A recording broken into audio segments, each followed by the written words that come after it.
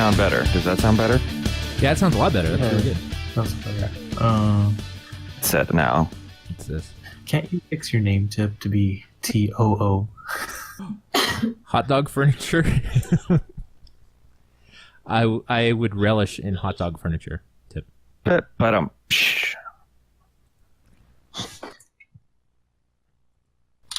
So, how's everybody doing so far this morning?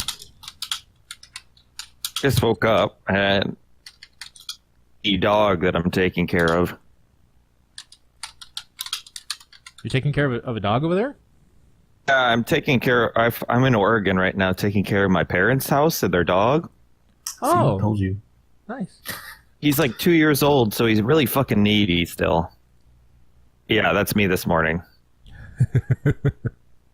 Oh man! I had a cat fucking sleeping on my stomach practically the whole night, and a dog pressed up against me because he was cold.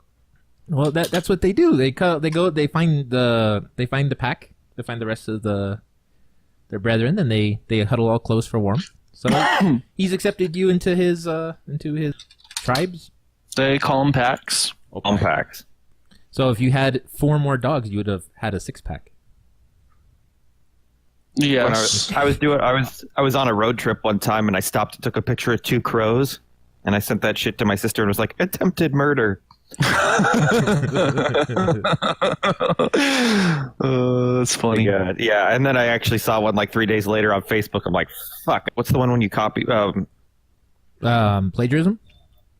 Plagiarism, yeah. It's like unintentional plagiarism. Unintentional plagiarism. You mean my college career? You know, but college, it's so important, and everybody should go, of course. But it's impossible to not plagiarize or cheat in some respects in the college environment. I mean, can anybody really say that they can get through all their college experience without ever cheating? Are we going to record this? Oh yeah, I've already started recording. I'm sorry.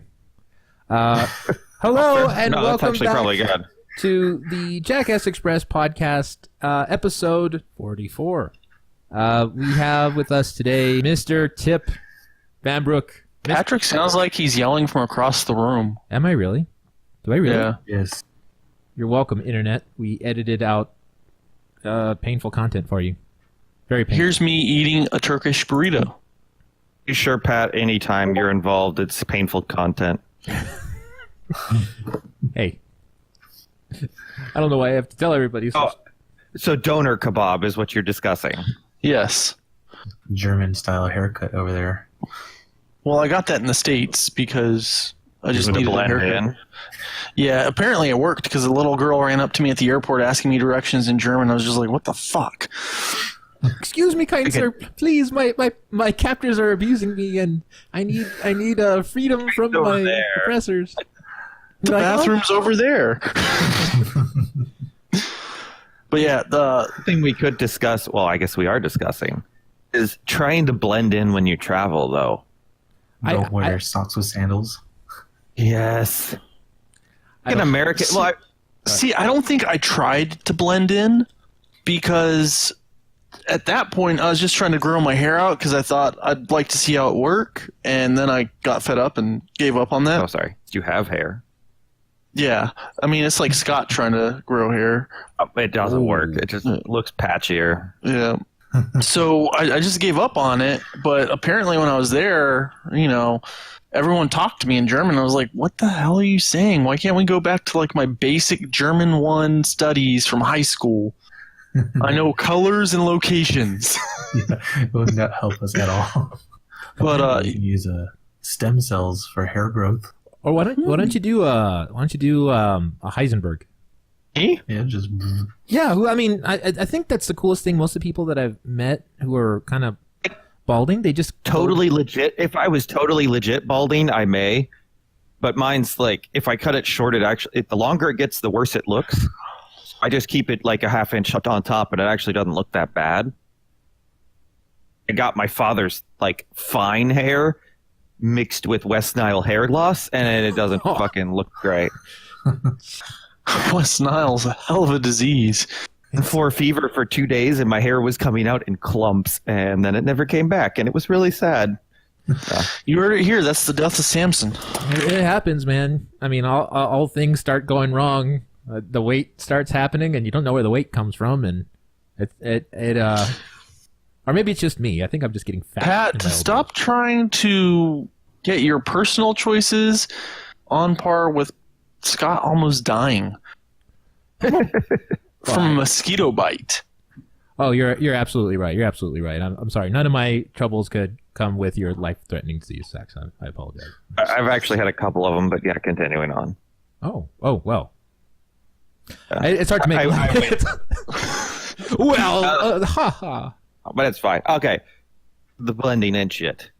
Jeff and I, when we were in Germany, when I visited him, God, years ago, walked into a restaurant, lady gave us German menus, sat us down at the table, asked us if we wanted anything to drink. I, of course, ordered beer because, Germany, what the fuck else do you drink? Yeah. We sat down, and then we're sitting there, they're looking at a German menu, and then we're like, okay, what is this? Well, I know the Schwein's pork, so it's like Schwein something is, okay, this is probably this, and so like we're going through the menu, and the girl comes back with my beer and is like, oh, you can have an English menu, and we're like, no, this is cool. And it's like, it's fine. We blended in, we did well, because it was like, I was usually wearing like slacks, a button up, and a really nice jacket and a hat, and like Jeff was dressed like a German too. Lederhosen. In the middle of winter, Jeff's wearing lederhosen. See, but that's the thing. Do you guys feel it's necessary to blend in? But it's impossible in Taiwan, obviously, in China. But like in Germany, I prefer to blend in because you're going to get less attention from people that want to do bad shit, like pickpockets and shit. If you're a local, they're not going to fuck with you usually. Yeah. A little better. You're not going to get some of the riffraff that you might get if you weren't. Yeah, you don't have to want to blend in. It does open up other avenues that other foreigners might not experience. So when a local see that you're trying your best to assimilate, they're more open to treating you better. Well, yeah, I mean, you're seeing them make that effort. So why wouldn't you want to try to help them out? It's kind of like, someone you're attempting to meet them halfway. So you're trying to speak German. You're not being one of those typical Americans. It's like, no, you have to. I'm going to talk to you however I want. No, you actually are trying to help each other out. And so that restaurant, we were sitting there in kind of a back corner, having lunch, having a beer. Like 5 obviously Americans come in where they come inside, they don't remove their hats. They're wearing like wife beaters, shorts or jeans and tennis shoes, and they're loud and obnoxious. And it's like Jersey Shore just appeared in the fucking restaurant. And you're like, this is awful. Like this is why people hate Americans, because they're loud, they're obnoxious, they're kind of rude. They don't take their hats off inside. And it's like that little shit that you should know, like it's disrespectful. Like just go in. Were they MAGA hats? Oh boy. Or that, luckily. Oh, they would have probably been now. How old were they, more or less? Probably similar age. So probably at the time, like mid-20s. Yep, the brain hasn't fully developed yet. So here's my question. Now that when we go traveling abroad, do you think that people would have pity on us more if they're all like, oh, the Americans are here, or do you think they'd hate us more? We'd probably get a fair mix. When I was down in Mexico for work in Ecuador, everyone just kind of looks at you and is like, "Por qué the Donald Trump?" They're more like confused. It's just like, what the fuck, guys? Like, and you kind of like, what's the answer? Like, I don't know. We don't know ourselves. It's just muy loco. It's kind of like that one where the joke came from. I think it was from Rick and Morty, and he goes, everybody thought the joke was fine, it was great, everyone's having a good time, but then the joke went too far and then it got out of control and no one could stop it. Skit, I think it was either a Funny or Die skit or something like that, where it's like 2 comedians and they're like, man, this would be fucking hilarious, we're gonna have Donald Trump run for president, we'll have him say the craziest shit. And so the 2 guys like writing his scripts for him, and so they're going back and forth, and like, he'll say this, then say this, and they're like, that doesn't make any sense. I know, that's the joke. And so that as it keeps progressing, though, they're just like, guys dropped out of the race. Fuck, those were the two normal guys. And so and then they keep getting phone calls from Trump as the joke progresses of him crying, I don't want to do this anymore. And they're like, it's okay. It's going to be hilarious when we reveal it's all a joke. And then it's them sitting there on election night just drinking heavily and smoking. And they're just like, done. Like, well, I guess it's going to be really funny in 4 years, I guess. Well, I mean, that's the funniest part of this whole thing is the idea that he may be thinking, I really didn't want to do this. This was just supposed to be a PR stunt. And now he's got no choice but to do that. That's hilarious. Tell that just based on the fact that he had zero staff set up for winning. Yeah. He was not prepared to win. Not at all. I think even, like they said, Melania was crying. Yeah, she doesn't want to be first lady. But not like tears of joy. Yeah, I know. Oh, well, I mean, think about it. How many of Trump's extramarital affairs did we hear about before he got elected? She could live in bliss, ignorance. Mm-hmm. Now it's constant, like, oh, look at who he... Public record all the time now. Yeah. That's become the new trend, though, is calling people out for sexual misconduct. The whole Harvey Weinstein thing, and then... See, but it's different. Harvey Weinstein's sexual misconduct and having an affair are different. Yeah, that's true, because one's consensual. Yeah. I just... And there's been a lot of... I mean, and good. I'm glad that there's been a lot of people speaking out about having these problems that I had no idea existed in Hollywood. Or I guess a lot of people who are in Hollywood knew about them, but the rest of the world likes to pretend like none of it ever happened. I don't think it's that the rest of the world likes to pretend that it didn't happen. It's that they are willfully ignorant of it. Like, they know what's going on, but it doesn't affect them. So, Argument I've ever heard, the best phrase I've ever heard of how it applies to the U.S. is we air our dirty laundry in public. yes. So when Europe thinks we're racist, sure, we are, but we discuss it in public and we make a stink about it in public. You know what I mean? Like, yeah, we have problems. Our justice system is fucked up, but we discuss these things. We talk about them. And so, like, our country is worse than others because we are constantly discussing these things in public. Whereas, no, we're fine. We're not racist. And then it's like, yeah, you literally can't have, like, institution without police forces guarding it. And then they're like, yeah, that's true. And I mean, that was literally something Angela Merkel just said, was like, we can't have, we are anti-Semitic. We can't have a Jewish organization or building anywhere without a constant police presence. Well, not only that, when I was in Germany, they were having their big problem, I guess they're still having it, with Syrian refugees. And we just so happened to drive past a place where they're keeping the refugees, and it looked like a prison.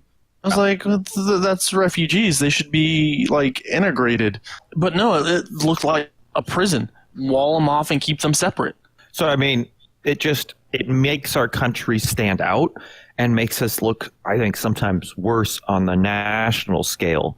International scale, because it's like, all the problems you're having. And it's like, yeah, but it's also because we cover them in the news. We'd have national discussions. We trying to make ourselves well, I can't say that right now, but generally we're trying to make ourselves better. Right now I feel like we're regressing on many things. But I think another thing is people look at other problems we have, like the whole Russia thing. I'm almost positive Russia interferes in everybody's elections. This just seems like they want to do. They're like that crazy ant. And they're a shit stir. Yeah. And we're throwing it all out there. Yeah, look what we're discovering. And by the end of this, I feel their entire playbook's just going to be out there in the open. And it may be for the best. It may be that, oh man, we can't do it that way anymore because now people know exactly how. Well, sometimes the enemy you know is better than the enemy you don't know. Yeah. So I don't know.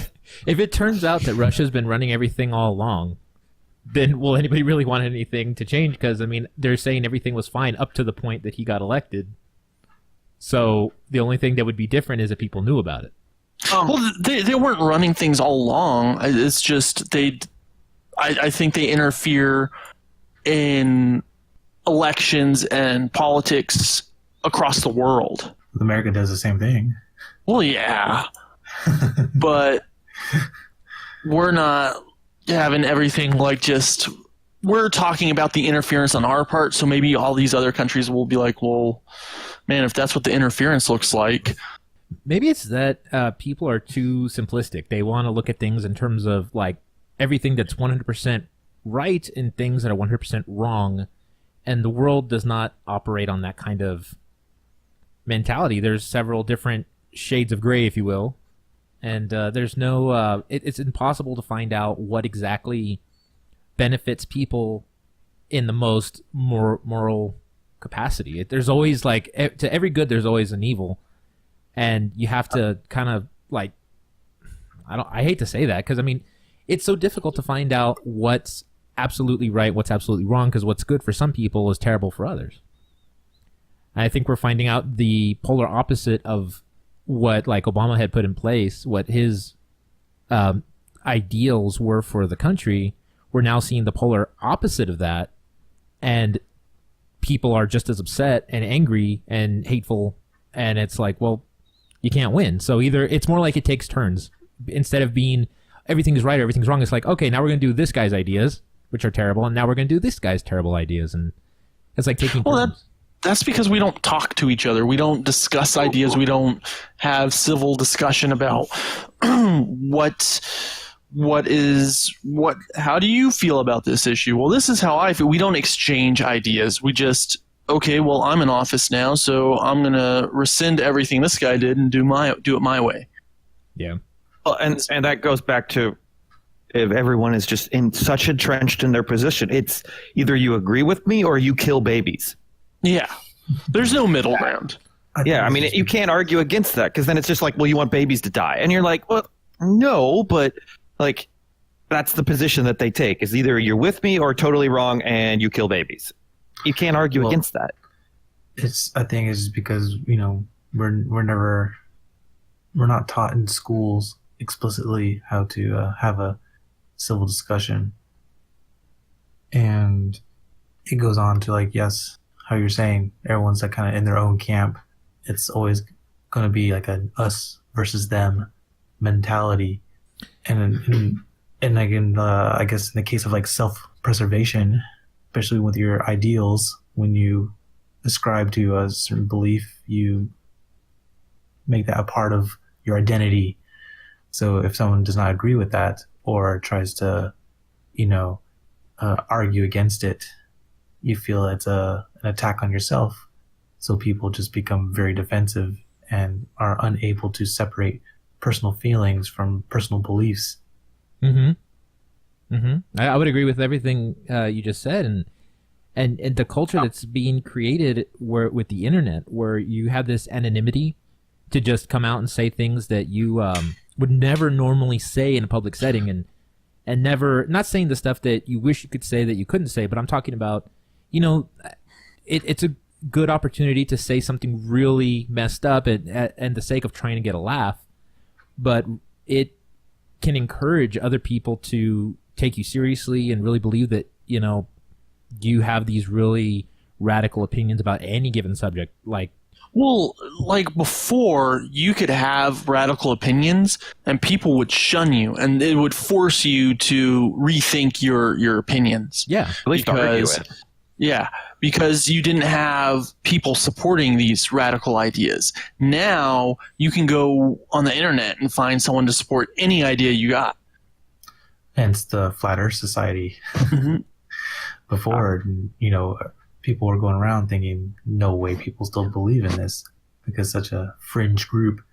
But now, you know, people can just Google search, you know. They're still fringe. Is the Earth flat and blah, blah, blah. Well, that's the thing, though. Yes, they're still fringe, but they've gotten more publicity and they're more in light than they ever were. in the past. It's true. I would agree with that. The thing that I think I'm most concerned about is that people don't have discussions face to face anymore, and that's, I think, what kind of like you were saying, like there's that anonymity, but at the same time, yes, but it also prevents people from, understanding the nuances of the conversation. And isn't that so ironic that because we live in a culture now where it's easier than ever to talk to each other online or to talk to each other face to face via webcam, but no one would ever even go that far. It's usually behind like comments on a Reddit post, or sorry, Reddit, I love you, Reddit, don't hurt me. Or they'll do it on a YouTube comment section or on Twitter, and then they just disappear. And it's a one-sided argument. They don't even open the opportunity for it to be a two-sided argument. And it's a shame. It really is a shame. Sure, because with the click of a button, you can block someone and delete a comment. Yep. And a lot of people even delete comments that are not aligned, that do not align with their beliefs. So sometimes you'll have YouTube channels where they'll delete all negative comments and only keep comments that still praise their belief. In a lot of ways, you could say the internet kills communication because instead of being yourself, you're representing your ideal version of yourself to where definitely hasn't improved it. Yeah. So we've struck on that. The internet destroys communication and is destroying society somehow. Do you think maybe this Angie Pike guy, the FCC chairman, was right to kind of destroy the internet? I don't know. I mean, it's a double. I mean, just my opinion is that I don't like the idea that the internet company can charge higher prices for the lower income people. That's how I'm understanding this. I really feel that everybody should have an equal opportunity to access the internet, no matter what, and because it's the largest resource we have. And those that aren't able to find, educational materials based off of their location, I'm not just talking about in America, but like across the world. I think it's so important to equip as many people as we can with the amount of information that's on the internet and hope that they don't go straight to the memes, but actually the valid resources that people can find, And I agree that it can be a very valuable resource.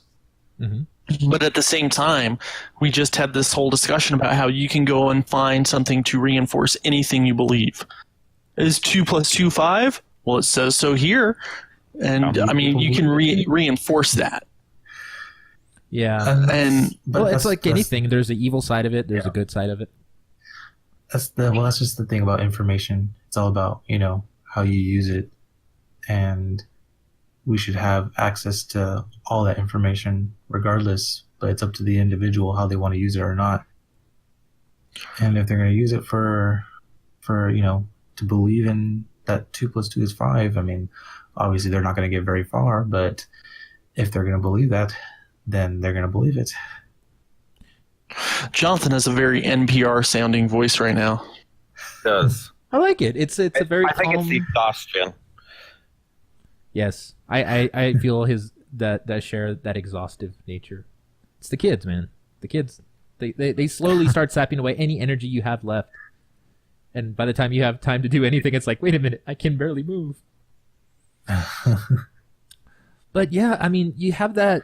It's like anything else. There's the good side of it and there's the bad side of it. And I guess it's my optimistic belief that if people had access to all this information, the majority of people would want to find ways to work together and be better. Because society as a collective is much more powerful than a society as individuals, but we don't know how to get along with each other anymore. So it's increasingly becoming more difficult for us to progress as a culture, as a species, I think. Sure, it's just kind of like what Uncle Ben said, with great power comes great responsibility. Yes. Yeah. See, Spider-Man was brilliant. Except he always worked for a guy that was degrading for him. Discussed that the other day. Yep. But I put that shit. Huh? Say what? Put that shit. treated like shit all the there are time. theories Yeah. about why Peter Parker put up with the asinine shit of Jonah Jameson. Oh, that? Yeah, I mean, I think he did it just because he knew, number one, Jonah Jameson posed him really no threat whatsoever other than his job because, I mean, not even his job because he knew that he was the only person able to get Spider-Man pictures. I think I like what Tip was where he was going with, where kind of Jonah Jameson was always on Peter Parker's case to try to motivate him to do better. But I think I don't know if I didn't mean it as motivating him to do better. It was more, oh, these pictures are shit, and I know you're the only one getting these pictures, so I want you to believe that you can't sell these pictures to anybody else, so we have the exclusive. Keep his self-esteem low so that he doesn't try to be better. Yeah. Oh, okay. That's actually pretty smart. And Yeah, okay. I can see. if he did think of himself as any better, he probably could own his own newspaper because he has the most valuable piece of information in that city, which is pictures of Spider-Man, apparently. I'm Yeah. sure, but I think, that was definitely not on his agenda. Could you imagine how much trouble the world would be in if we had real life superheroes like that? Everything would be focused on them. So, like, all these crooks and people like Trump or Bernie Madoff or just all these sleazeballs would just be there in the background, quietly corrupting the system and tearing down the system and stealing money from 401ks and everything. But we'd all be focused on Spider-Man. Oh God! Well, not only that, you just just infrastructure. Think about how expensive insurance would be for everyone. Oh God. Yep. Because like every week, well, this building got destroyed again. Like fucking homeowners insurance would be ridiculous. I can now understand why in the X-Men universe they had Sentinels to destroy all the mutants. Sure, because To keep insurance costs down. the cost of living was just As an adult, I understand. And I can tell you that as someone who's aware of insurance, that would be considered like acts of war or calamity. So no, that would not be covered whatsoever. Yeah, but isn't that sad? It like there's a reason why they're like in The Incredibles. That makes sense because they're trying to keep all superheroes under check because they realistically could do more damage. But the alternative is like, yes, we did destroy your cities, but we saved the world, so you're welcome. It could have been complete obliteration, or you rebuild your cities. at least then with Batman, the damage is not that great. The damage is not that great. Come on, did you see The Dark Knight? They split a freaking football field in half. Blew up a hospital in the first one. But you can say that was almost an act of terrorism, right? Yeah, it is. Definitely was. So there you go. It wasn't Batman's fault. I mean, I guess if the Joker did it Bane. If Bane did it in an attempt to call out Batman, that'd be one thing. But Batman was already out of the way by that point, so they're just like, no, I just want to create chaos. And So the entire movie with the Joker was all Batman's fault. More or less. Because all the destruction that was done there was the Joker trying to call out Batman. I forget. Did he know about Batman at the beginning of The Dark Knight, Yeah. or did he? I think Go ahead. by then everyone knew about Batman. That's true. That's true. Yeah. And he was infatuated with him because he was as weird as he was, right? Yeah. Yes. Oh, man, what a brilliant series, Batman. There was a fan theory about how the Joker was the real hero of the movie. Really? Explain that. Yes. I'm very curious to hear that. I'm going to be paraphrasing this very terribly because I can't remember quite off the top of my head, but I think he was the one who saw all the corruption in the city and was using the corruption against itself to basically rid itself. So everyone that he wronged in the movie weren't very innocent, when in fact they were actually tied to either corruption or to like the mafia. And he was basically doing what Batman should have been doing if he wanted to eliminate crime. That's very interesting.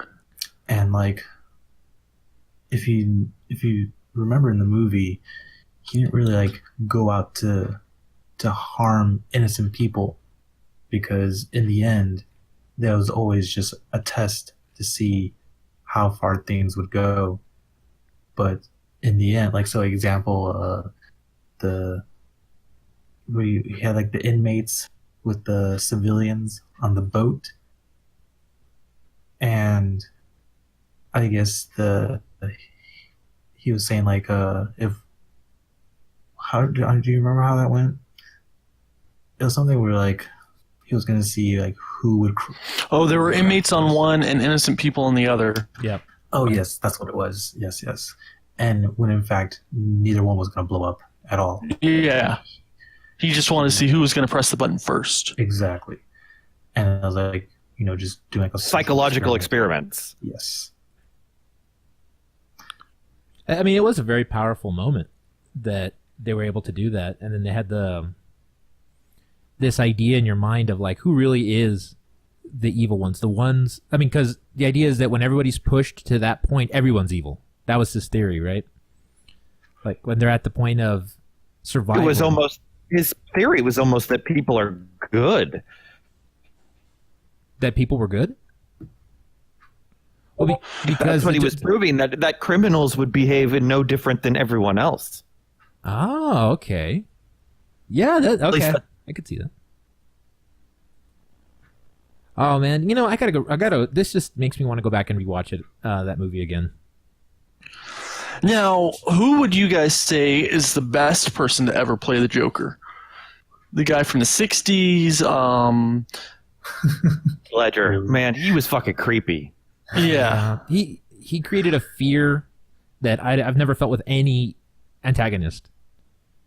So definitely Ledger for me.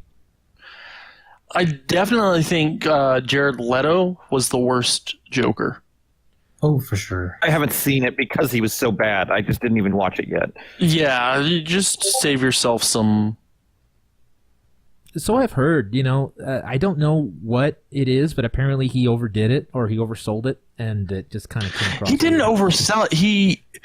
The Joker had a grill and some tattoos, and it just wasn't the Joker. I think it's because what Heath Ledger did, he kind of raised the bar. Yeah. Jared Leto was trying to like crazy. Yeah. Yeah. That. But I think the amount of effort that Heath Ledger put into the Joker was just next level kind of thing. It's true. I guess it would have been almost impossible to match that. Definitely.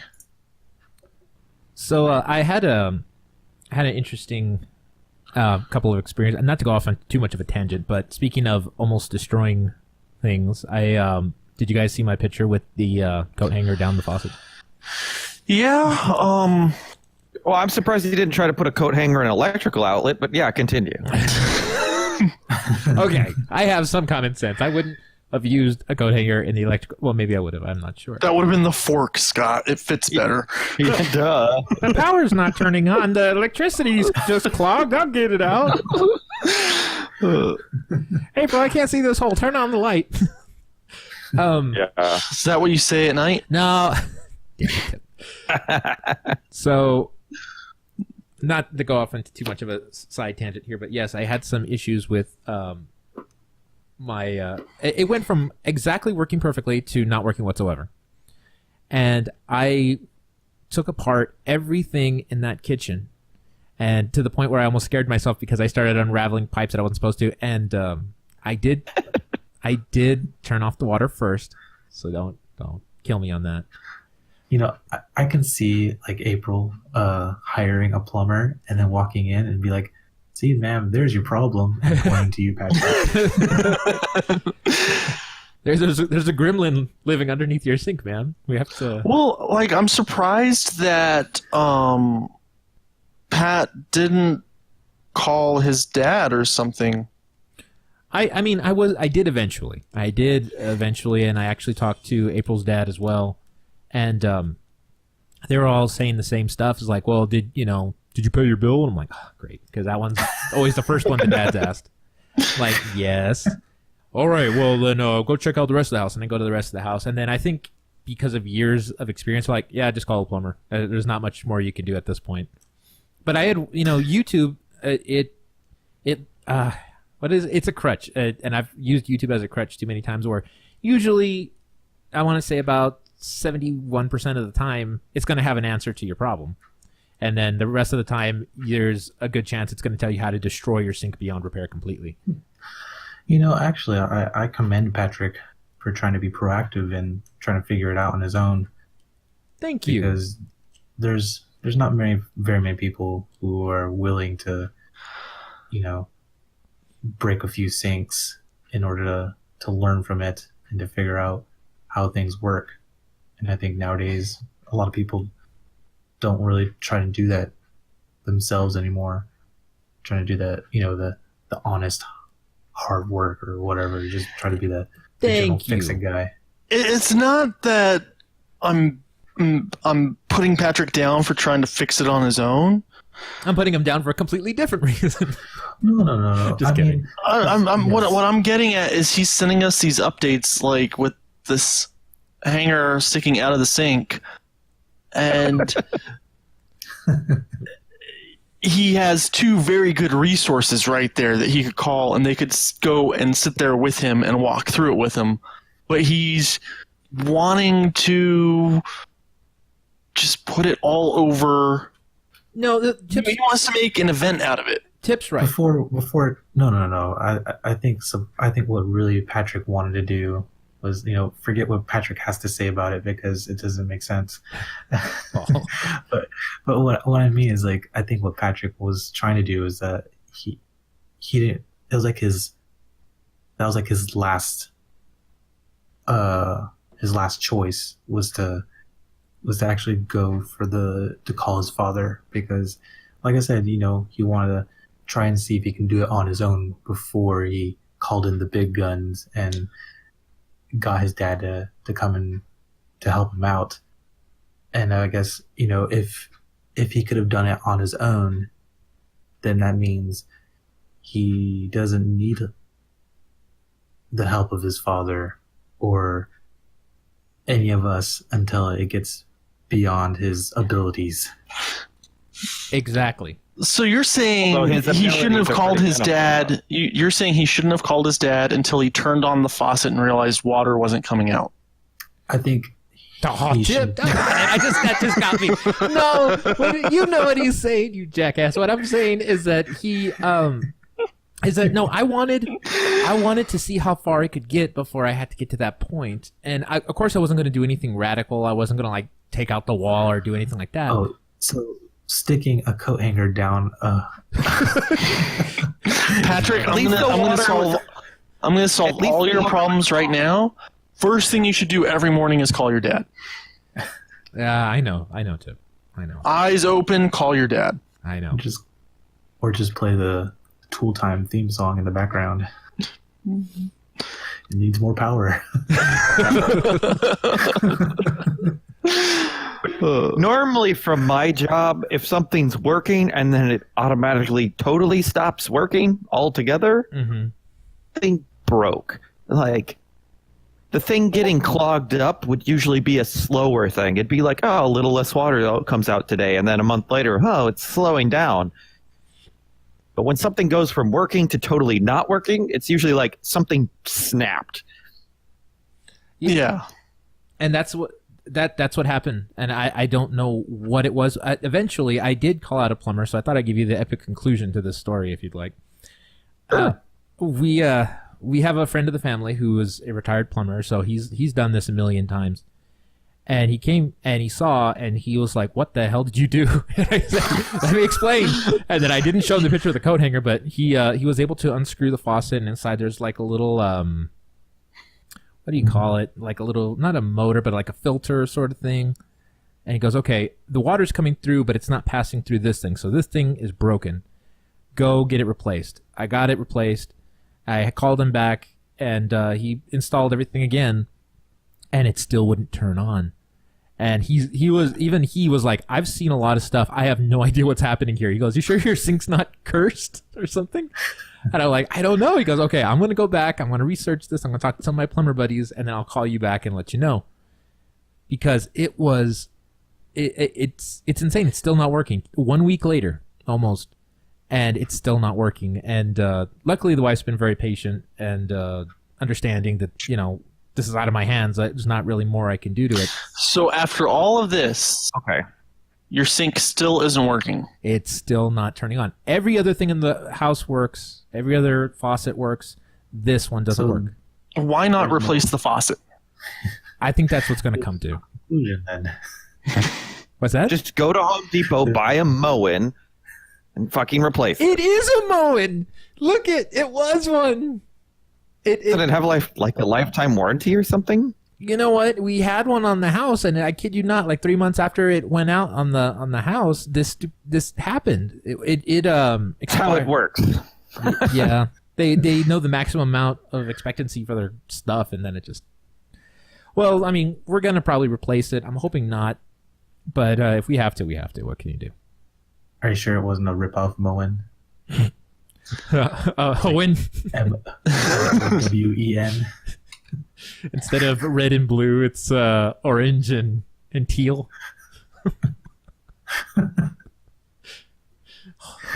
That would be my luck, man. Fuck on it. How'd you guys? Last few questions, and then we can start wrapping up. But how'd you guys Valentine's Day go? Never mind. Tim was probably Tim, I'm sorry. No. Oh. You have a girlfriend now. She's not really my girlfriend yet, but I mean, we had fun. Man. We had fun. That's cool. Wait a minute. Tim has a girlfriend? She's not really a girlfriend. Is her name Lefty or Righty? No. No one listens to this podcast. She will never know you mentioned her. Oh. It's just an old friend that I've been talking to, and we're trying to get things figured out, but at the same time, we've got some pretty serious... got some pretty serious family issues going on, respectively. Did April do that for you, Pat? No, this is for you to give her as a Valentine. That's what you should have given her as a Valentine. Oh, I thought you gave that to April. Yeah. So you should have been fixing the sink, but instead you were moving. Wow, that's actually pretty amazing, I think. Yeah. But yeah, no, I mean, I don't want to get ahead of myself and get like way too excited about the fact that I could be in a relationship. Well, I mean, it is technically a relationship. It's just not it's not a relationship that's typical. It's a special relationship with your Yeah. yeah. Okay, Pat. Just kidding. She is a human person. Yes. I'm sorry. I made a bad joke. Go on. And Didn't they recently get a robot to become a citizen of some country? I must not have heard about that. I do remember that at the Consumer Electronics Show, they had brought out the sex robots. Oh boy, we're going back into that, huh? Just saying. That's creepy. What you guys do with this information is your own. Yes. I was seeing Sophia. She's the first robot to be. She's a Saudi Arabian citizen. So the first robot citizen is a Muslim woman. Yes. Yeah, true, because then they don't even treat their own women like normal citizens. Yeah.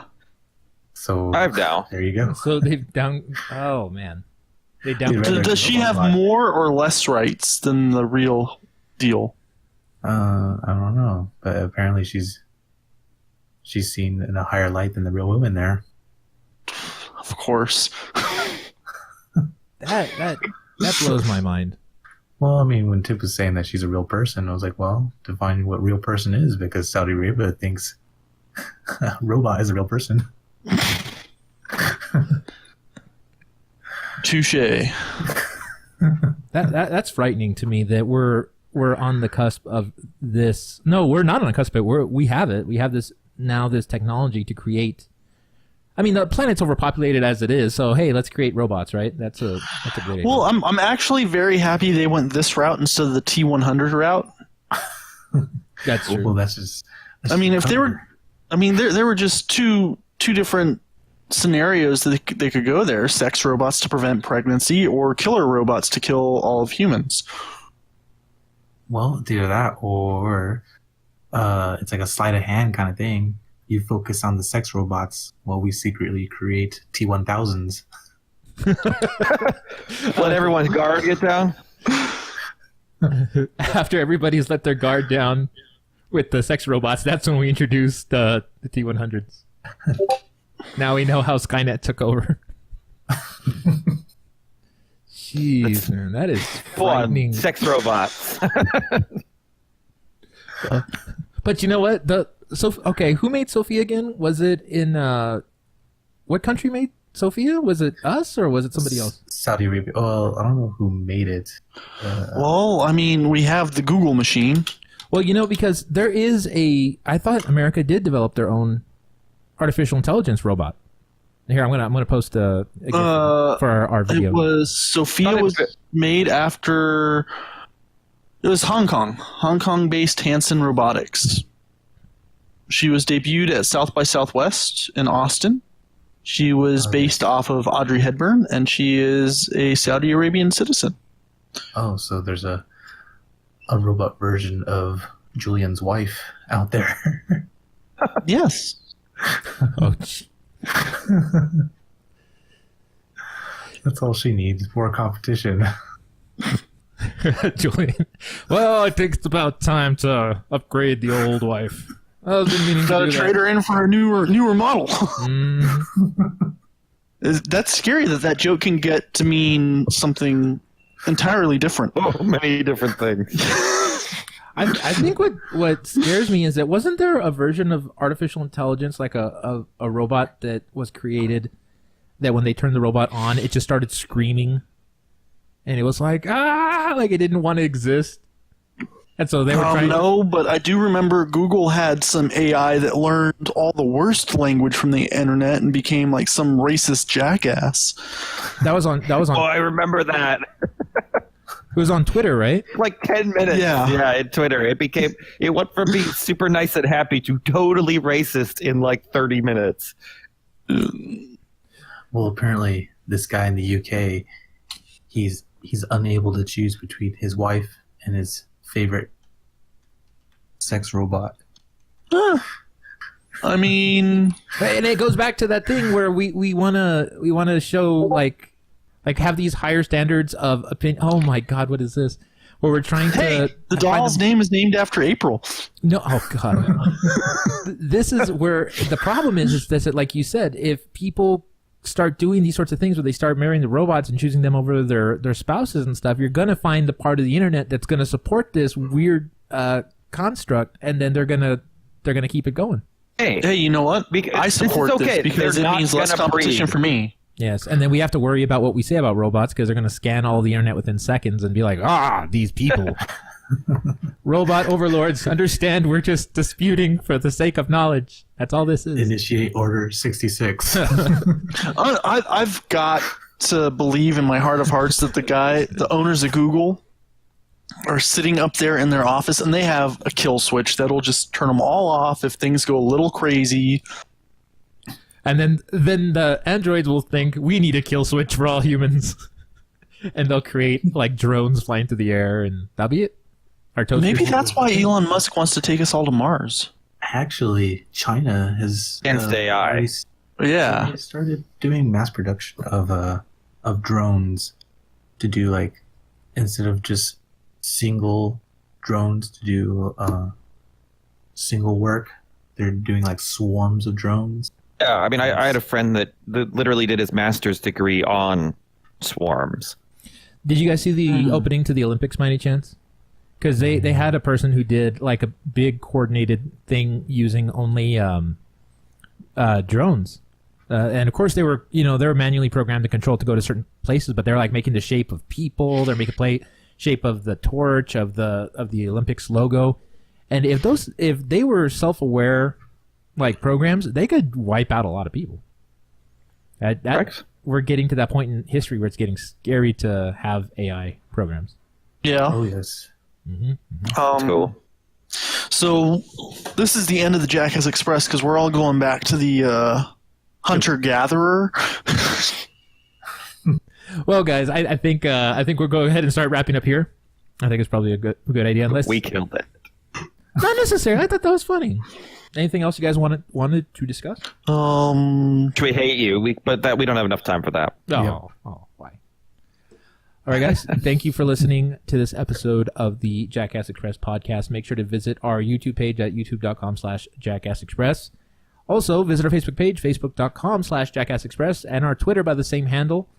And if you want, go to visit Tip at WhyDidTip and follow him on Twitter. We're trying to verify Tip. I think that's a very important endeavor. All of us should be going. Oh, I give up on that. No, it can still happen. It's a slow burn, like Andy Dufresne's letters to get the books inside of Shawshank Prison. Once a month. But eventually we'll wear them down. They've got bigger problems to deal with, like, almost anything else. yeah. All right, guys. Thank you for watching, and we will see you next time. Farewell. Bye. But The Jackass Express, welcome aboard, so let's get it flowing. The Jackass Express. The Jackass Express.